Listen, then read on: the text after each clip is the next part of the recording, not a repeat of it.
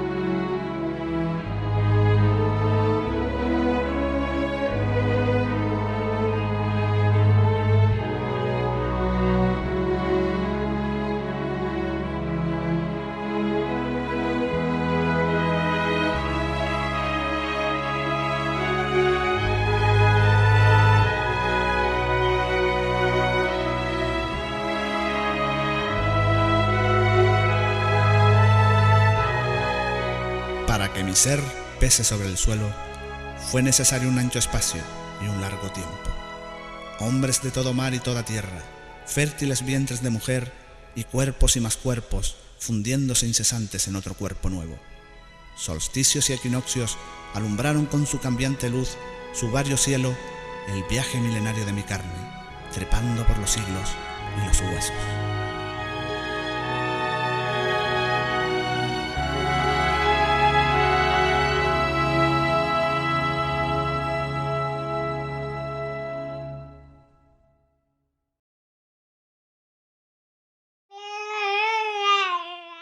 Los tres hechos más característicos de la vida son el nacimiento, el matrimonio y la muerte. En torno a ellos, en Teror se fueron desarrollando a lo largo de la historia distintas costumbres populares que reforzaron la solidaridad y la sociabilidad entre los vecinos del lugar. La llegada al mundo de un nuevo ser, el enamoramiento o cortejo, las bodas, los entierros y, en definitiva, cualquier momento de la vida era aprovechado para establecer todo tipo de relaciones sociales, dando lugar a la celebración de actos festivos, lúdicos y religiosos como las llamadas velas de paridas, los bailes de candil y de taifas, las porfías, las cencerradas, los ranchos de ánimas o los finados. Muchas de estas antiguas costumbres ya han desaparecido, al igual que la sociedad profundamente tradicional y agraria que las vio nacer. Otras, en cambio, aún se conservan a duras penas, tal y como tendremos ocasión de comprobar a lo largo de los siguientes minutos.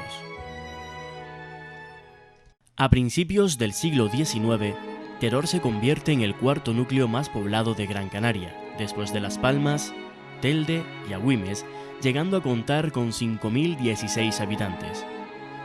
Esta importancia cuantitativa se debió, entre otras causas, a que la extensión geográfica del municipio era por aquel entonces mucho mayor que la actual, ya que Valle Seco aún pertenecía a Teror, hasta su segregación municipal en 1842 y parroquial en el año 1846.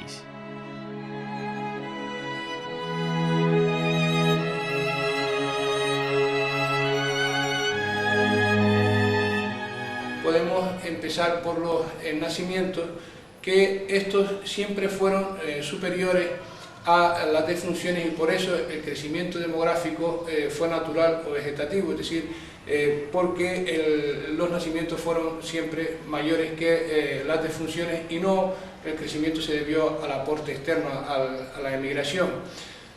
El acto del nacimiento, pues lo más llamativo fue siempre el bautismo, y antes que el bautismo, los velorios que se desarrollaban en los 8 o los 9 días siguientes al nacimiento, para evitar que el niño, pues, que no se apagase la luz, para evitar que el niño fuese al limbo.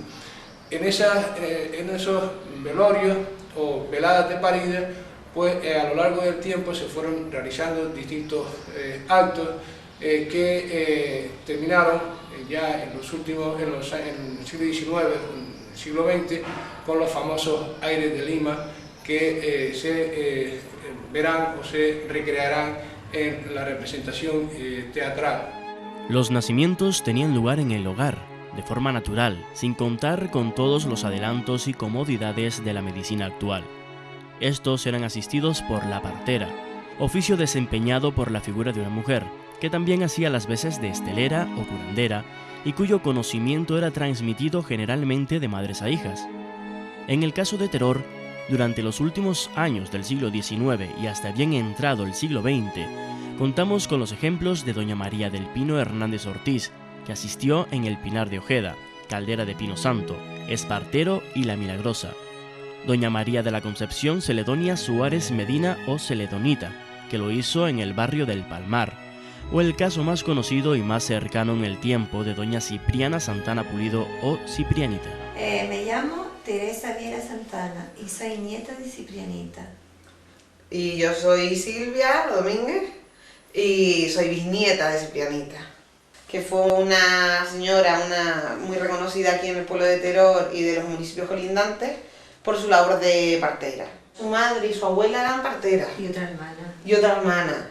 Y ella, claro, en su casa siempre vio cómo se hacía, acompañaba a su madre, acompañaba a la hermana, y creo que se inició porque fue alguien a buscar a su madre y no estaba asistiendo a otro parto. Y ella, ya que lo sabía, pues la persona que iba a dar a luz y tal, pues ya no le quedaba otro remedio, y lo hizo bien, y a partir de ahí también empezó a coger la fama y siguió. Era también estelera, arreglaba los pomos de la gente que tenía la madre desarreglada, como se dice, ¿no? Y eso, las puertas de su casa estaban siempre abiertas para el que fuera, tanto de visita como para arreglarse o para lo que sea. No había horario. Eso sí, no había nunca horario, es decir, tú podías tocar la hora de la comida, iba la gente, le ofrecía comida siempre a todo el mundo y arreglaba también lo que tuviera que arreglar. En época de lluvias los barrancos venían muy cargados, pues incluso se tenían que amarrar cuerdas para poder cruzar los barrancos, ¿no? Para poder llegar al sitio, tardar 6-7 horas en llegar al sitio donde tenían que asistir, subir en burras, subir en todo lo que hubiera para poder llegar. Me acuerdo que decía que muchas veces tenía que salir de madrugada con candiles que no se veían. Claro, eran las situaciones de antes, ¿no? Las distancias y todo eso. Anécdotas así. ¿Ella cobraba por su trabajo? No, Nunca. La voluntad. Y habíamos casos que dejaba hasta el sobre en la casa viendo la necesidad que había. O llegar a casa a buscar sábanas y toallas porque veía que había necesidad. Ya después la gente, muy agradecida, no te pagaba, pero en especie siempre estuvo la casa llena. Atendía a la madre y al niño para ayudarle a bañarlos, cuidarles el ombligo y todos los cuidados que eran después del nacimiento. Y todo eso pues le llevó a recibir premios y reconocimientos, ¿no? Por parte de... Sí, la verdad es que sí. El ayuntamiento de Teror le puso una calle, El club de pensionistas, como si fuera la tercera ama, también le hizo un homenaje. Una cena. Una cena. El club de leones también le hizo otra. Y luego pues medios de comunicación, periódicos y esto, llegaron a hacerles también entrevistas para dar a conocer su labor y el tipo de persona que era. Sé que siempre se sentía muy orgullosa porque nunca se le murió a ninguna mujer. Eso ella, como que ella era, como que ella misma se alababa diciendo, ay Dios mío, qué suerte he tenido, que en mis manos nunca se ha muerto nadie. También me acuerdo. Y recuerdo también que sabía distinguirlo cuando era algo muy complicado, veía que venía mal, siempre se quedaba atendiendo y decía, recuerdo que dijo que pocas veces tuvo que avisar al médico, pero que dijo, no, que venga por si acaso porque Esto no es para mí. Porque esto no es para mí, que es lo que ella decía, ¿no?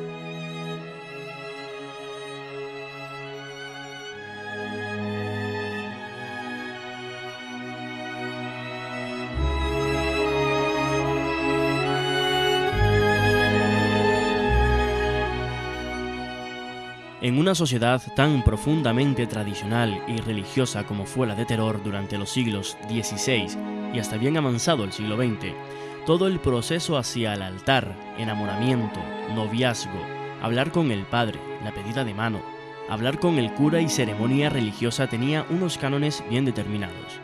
El cortejo, el noviazgo, las relaciones sexuales y el matrimonio estaban sujetos a unas rígidas reglas y tabúes que debían ser acatados por todos los miembros de la comunidad.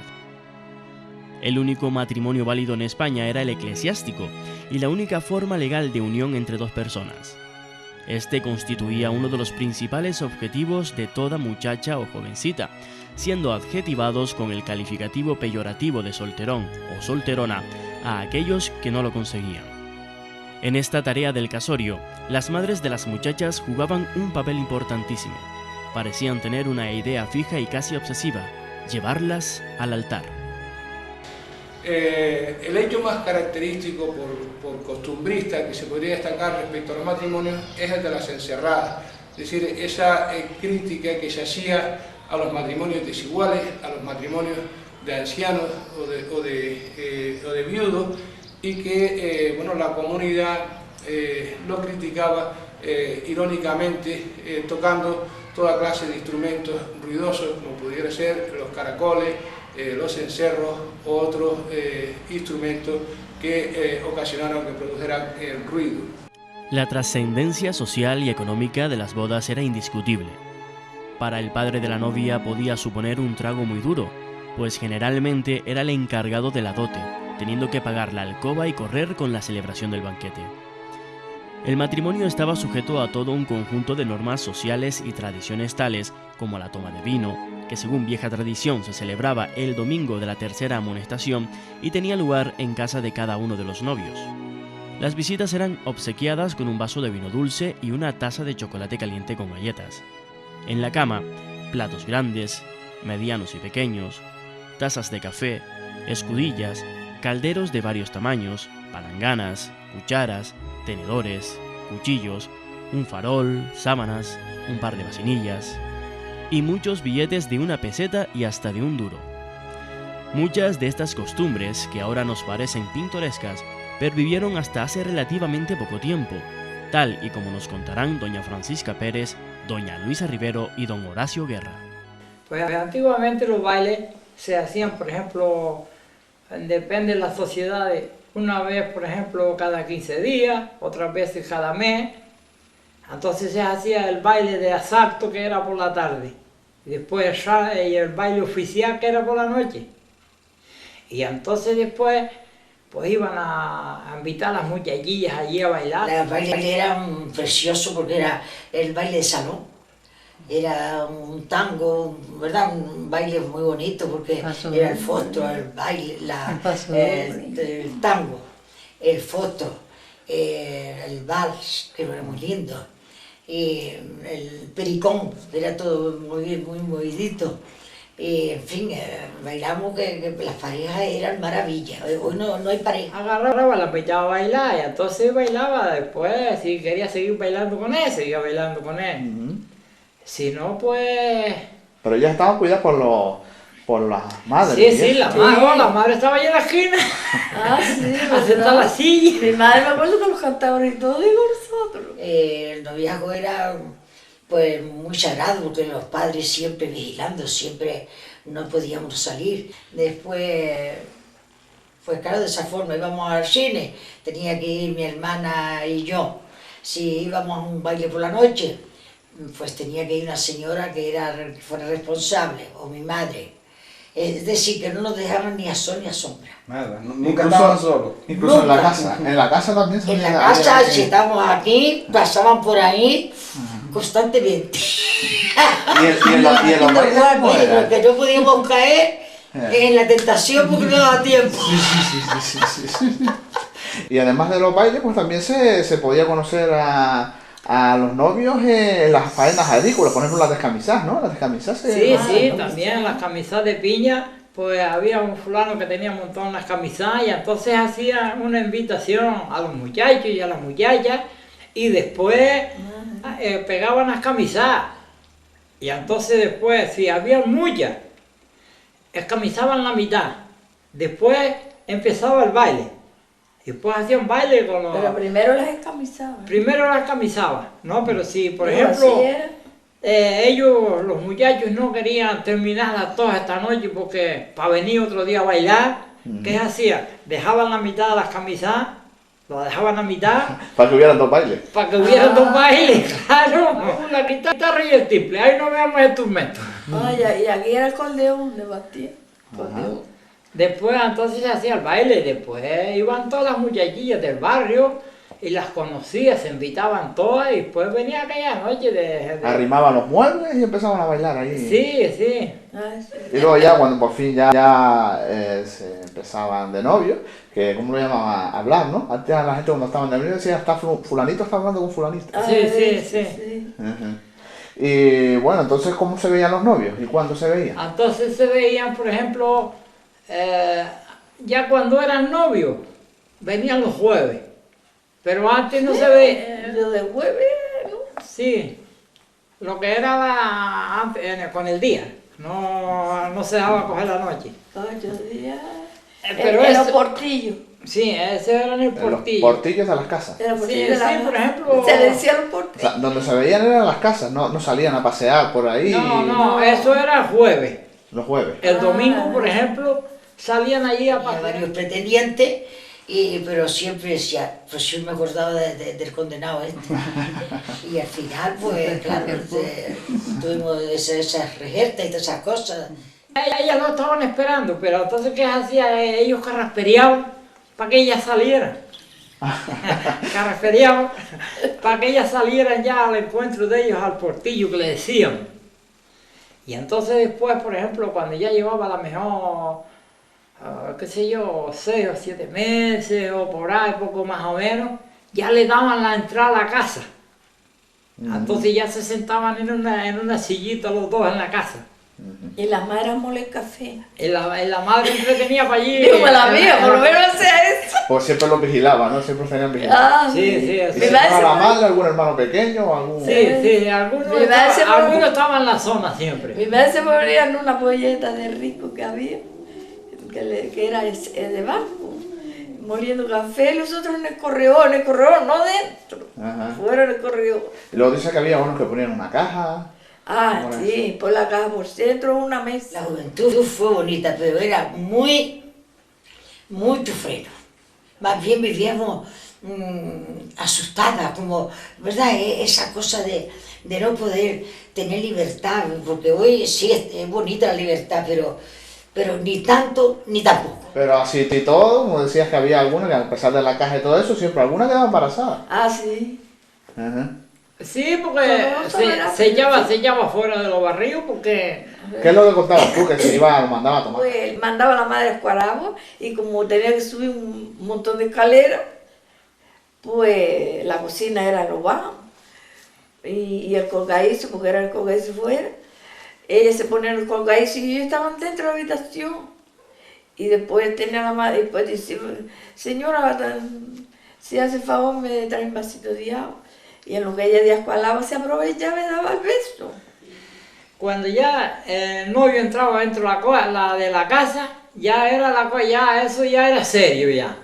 Sí, pero Mientras eran de domingueo para allí, eran de charlas y eso, pero ya... Pero luego si se dejaban, ya esa novia no tiene más novio. Bueno, Ya la repudiaba. depende. Digo, aquí era así, Antiguamente aquí era sí era así, pero bueno, vamos a ponerlo entre una Y se alta y ponían una unos baja. a otros, mira, ya ese tuvo un novio en la casa. Sí, ya Ya era. Sí, ya la marcaban de alguna Sí. manera. Ah. pero ya- Ajá. Y luego también también había mucho carteo, los novios se comunicaban mucho por cartas antes. Ah, sí. Y me escribieron de la de la península cuando la guerra. Entonces ahí nos carteamos desde de varias provincias de España, de Zaragoza, no sé si también estuvo en Sevilla, y luego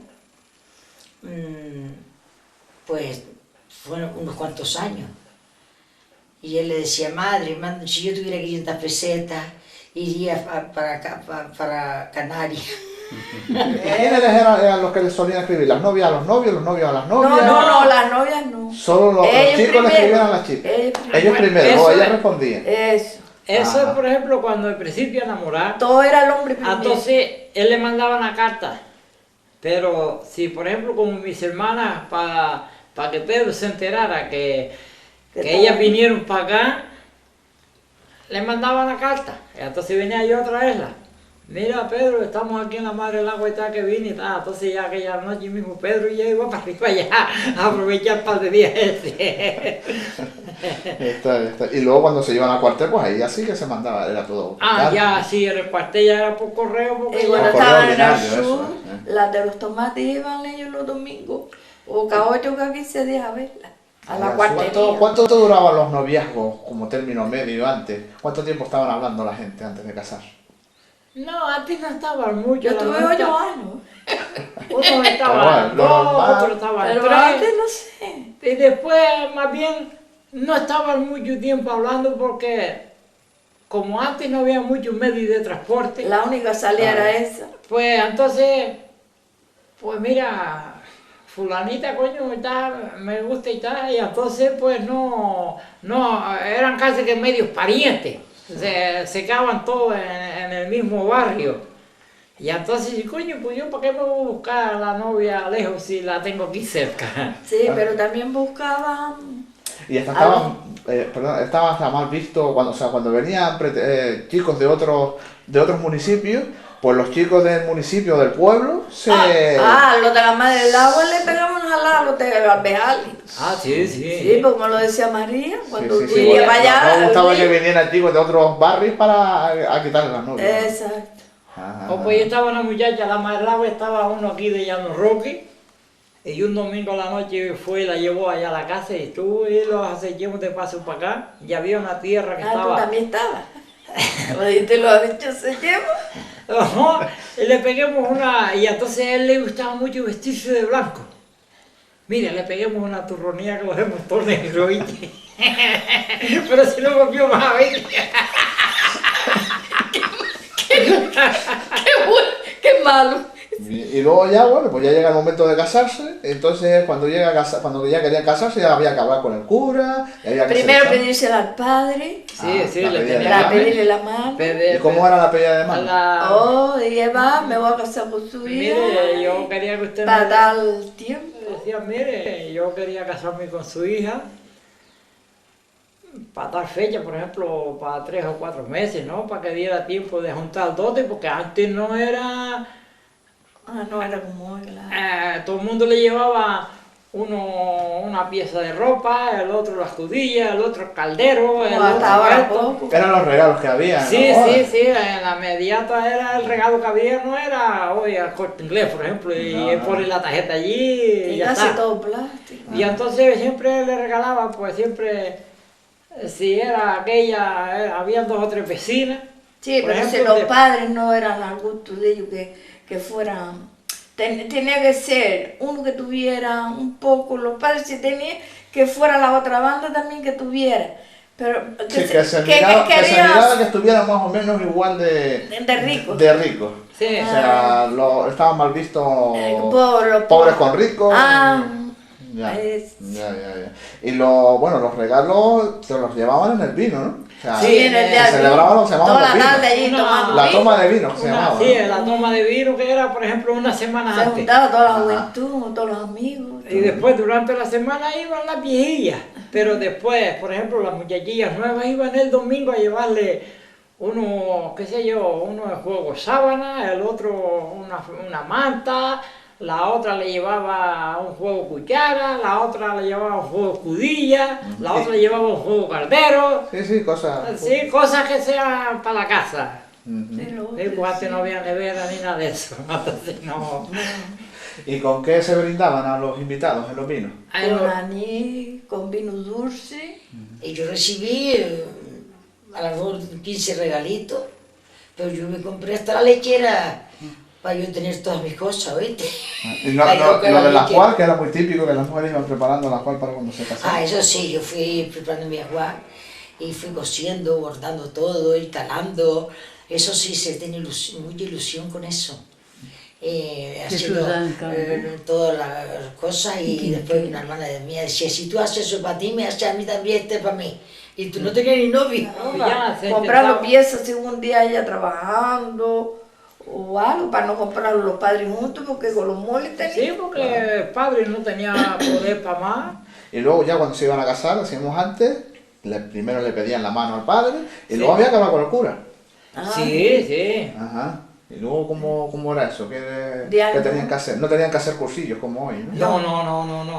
Antes iba Se le avisaba al cura Iba y le para avisaba al tal cura. día los queremos casar Y y había- después de a rezar. Después el cura, Ah, el cura después daba la Yo fecha. tengo entendido que no se usaba mucho lo de vestirse de blanco las novias como ahora, sino... Ah, no, sino que de iba- negro, azul marino.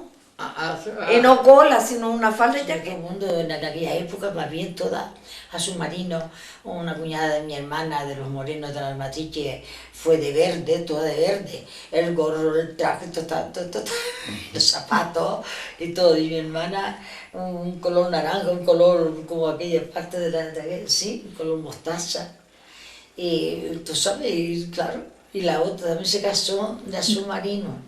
¿Y tú Sí, también? ella se casó su marido también. La noche de la boda, entonces matan una oveja. Después hacen salsa Ah, y arroz. Mi suegro hizo eso. Y va para Sacollá. Ahí no había otra tutía. Sí, y un cocinero. El cocinero ahí decimos que era bueno. Hermano, empezar. Sí, ese llevaba mi suegro Una para fiesta normal con los familiares más íntimos y nada de mucha gente como hacen hoy, que son 100 personas, 50. Allí no, si eran más de 20 no eran. Y entonces todo, el brindis como natural, los refrescos y después los dulces que se iban a la Granadina a comprar los dulces, La tarta. la tarta, no sé si llevé tarta, yo creo que sí. De las tartas me acuerdo como después me hice la foto, una foto sola, nada de estar allí las cámaras haciéndonos la foto, sino la foto me fui a casa de Chacón, a Tiana. la luna de miel. Algunos a tejer al que podía. A tejer, Ah, ¿verdad? O a sí, Tenerife. A Tenerife tampoco. Sí, a los ricos. Pero el que tenía. No, lo que pasa es que después también había ese tema ese que, por ejemplo, como se iban a vivir a una casa particular, pues se estaban antes nadie- 8 días. ¿Cómo y era tenían la casa propia? 8 días, pero sin salir de la casa. Ah, no, sí. no salían todos los días, no. Pues estaban 8 días Y yo también estuve así. de vacaciones allí como si fuera en un hotel. Ya de allí no salían ni a trabajar, ni a ver los amigos, ni a ver las amigas, ni nada de Ni eso. que nadie fuera, llevamos la despensa y eso de lo poco que había. Y con aquello había que tener allí, si acaso que faltaba algo, lo único que... Fulanita, mándame tal cosa que me hace falta. Y fuera catástrofe.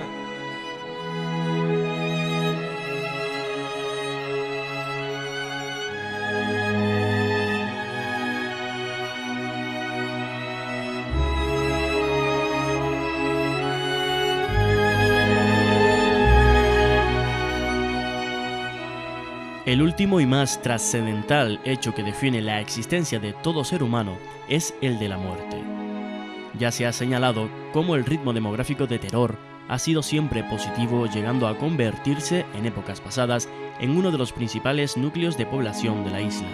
Sin embargo, este crecimiento se vio en ocasiones condicionado por el hambre y la enfermedad. Podemos decir que distintas enfermedades fueron las causas de la muerte, pero también el hambre en ocasiones produjo numerosos muertos, aunque no fuesen de la propia localidad. Podríamos destacar como episodios de hambre que terminaron en un importante número de defunciones o de muertes, las crisis que tuvieron lugar a principios del siglo XVIII, entre los años 1703, 1705, en 1719, 1722 y en 1769, 1772, por el aporte de personas procedentes de las islas de Lanzarote y Fuerteventura que, carentes de toda alimentación, buscaron refugio en las Islas Mayores y concretamente en Gran Canaria por todos los pueblos de la isla. El episodio tuvo importancia porque era muy frecuente que aparecieran niños muertos abandonados en la puerta de la iglesia, niños muertos abandonados en los bancos de la iglesia, e incluso pues, el número de fallecidos adquirió tal importancia que ya, por ejemplo, en 1703 hubo que enterrar a algunos hasta en la propia ermita de las Nieves en el Palmar. El episodio de muerte más llamativo que conoció Teror durante los siglos pasados fue el del cólera morbo del año 1851. Esta epidemia vino precedida de un periodo de hambre, del hambre de 1847, y unos cuerpos desnutridos encontraron pues, en la epidemia un episodio para ocasionar numerosas muertes. El cólera entró en Teror el 11 de junio de 1851, un afectado que venía de la ciudad de Las Palmas y que se refugia en Arbejales y muere, y a partir de ese momento la epidemia se extiende por todo el lugar, ocasionando en apenas 2 meses 332 muertos.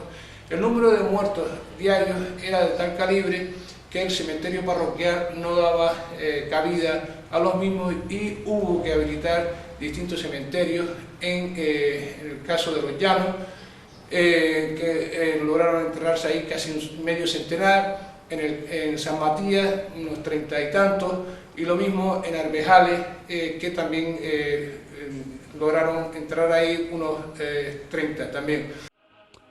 Del 11 de junio al 23 de agosto fallecieron en Teror por cólera 331 personas. Una semana debió ser muy trágica. En la semana del 28 de junio al 4 de julio murieron 119 personas. Sacados estos datos del boletín oficial de la provincia de Canarias. Había muertos por todos lados.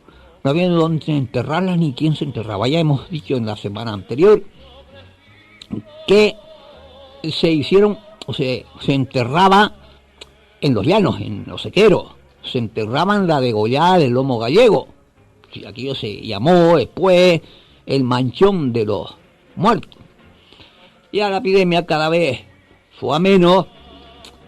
Pasado este periodo álgido, no se celebró en septiembre de 1851, el 8 de septiembre, la fiesta del Pino. La fiesta del Pino se vino a celebrar un mes más tarde. No se celebró para evitar el contagio. Para combatir estas epidemias, se habían decretado que como las maderas y las sillerías y las canterías tenían el virus del cólera y de la fiebre amarilla, se decretó pintarlas. Ahí está la causa de que en las columnas de la Basílica de Teror fueran pintadas.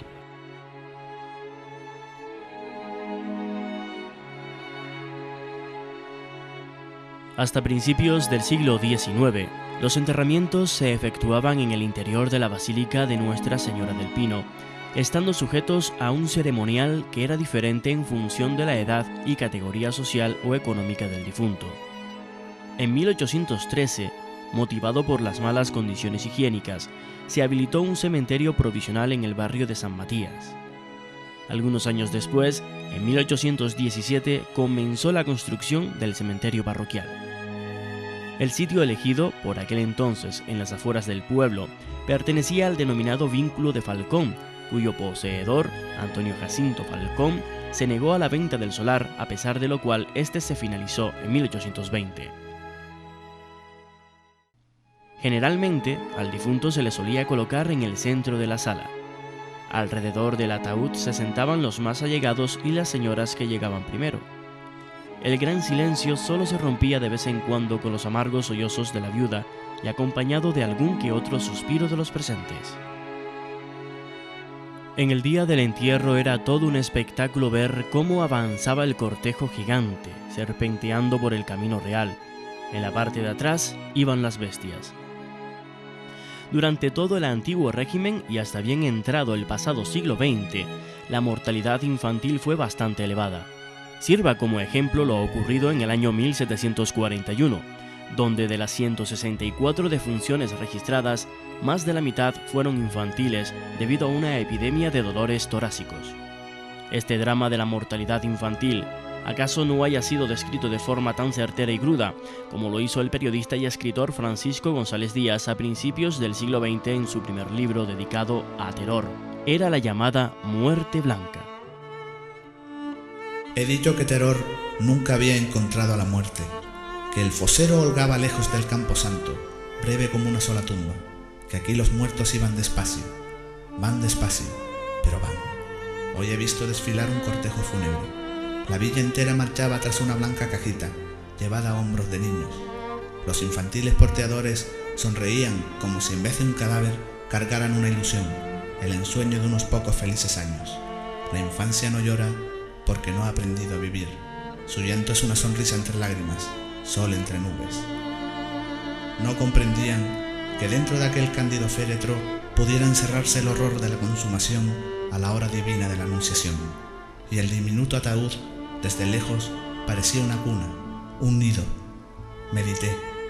Lo que pasaba era sin duda un dolor, el ajusticiamiento de una madre, la amargura de una familia, pero también un triunfo, una apoteosis, la apoteosis de la muerte blanca, vestida de ángel custodio, coronada de lirios y azucenas.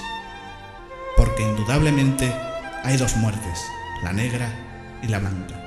La blanca es un vuelo y una fuga, la negra un epílogo y un tránsito misterioso, la de los que saben que se van y la de los que no lo saben.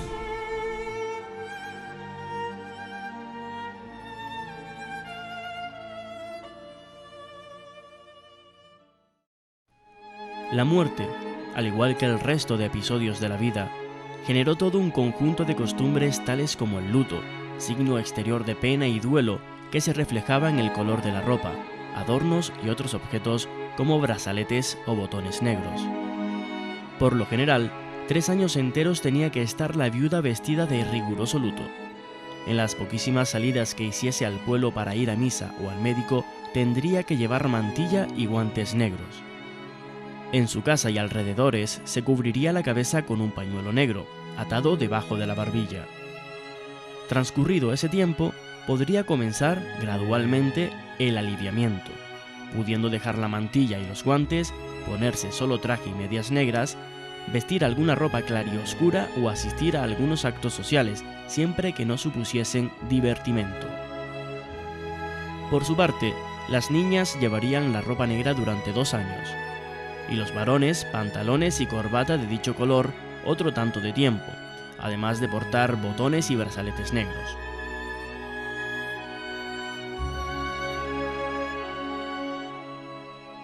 Cada año, el 2 de noviembre, la Iglesia Católica conmemora el Día de los Difuntos, una de cuyas expresiones populares son los llamados finados, consistentes en una práctica donde se reunían familiares, amigos y vecinos, a modo de convivencia y donde se comían los frutos de la época, castañas, nueces, manzanas del país, etc., acompañado todo con anís y ron miel. Esta celebración cristiana tiene como objetivo orar por aquellos fieles que han acabado su vida terrena y que se encuentran aún en estado de purificación en el purgatorio. Ligada también a la muerte y la creencia de la existencia del purgatorio, en Teror se conserva una de las tradiciones más genuinas y singulares del archipiélago, como es el rancho de ánimas del barrio de Arbejales.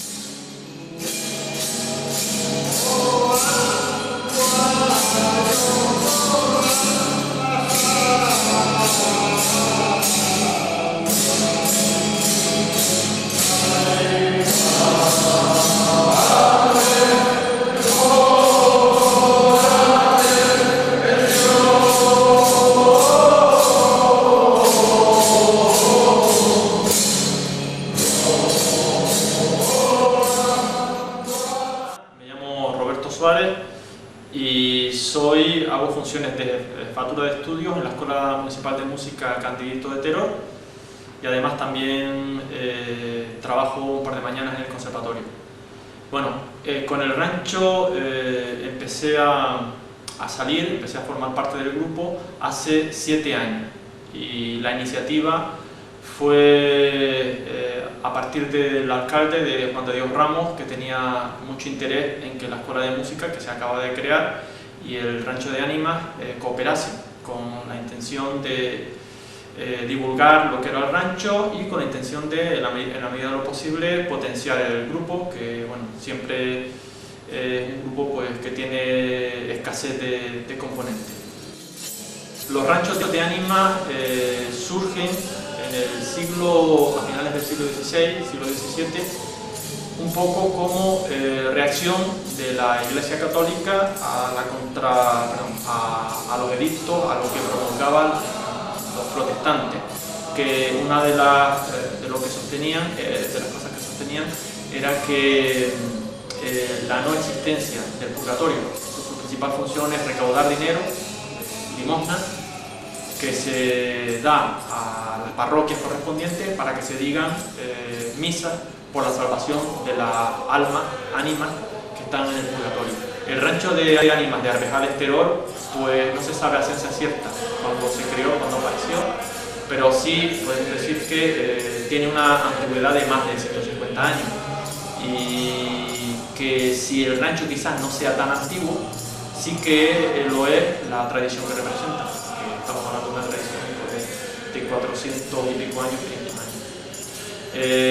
Las personas que lo forman actualmente pues, están en torno a un número de 20, 25 en cada salida, depende. En la actualidad intervienen tanto mujeres como hombres, aunque sabemos que hasta hace no tanto, hasta hace aproximadamente 20 años, las mujeres sí que iban al rancho, pero en un segundo plano, siempre detrás. Para ellos es muy importante lo que hacen y lo sienten de veras.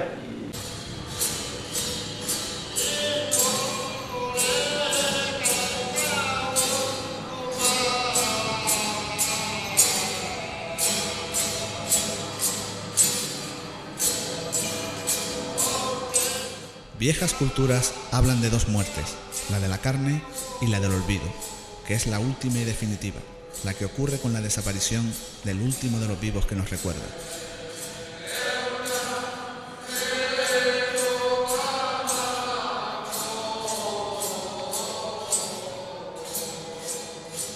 ¿Quién cantará una copla por nosotros cuando hayamos muerto?